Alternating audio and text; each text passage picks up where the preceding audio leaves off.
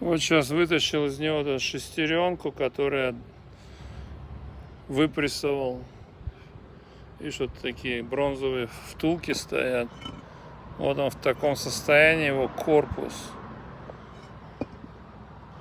Вот такой красавец, бля. Вот сейчас обезжирю для пескоструя. И будем пескоструить его, оживлять, реанимировать.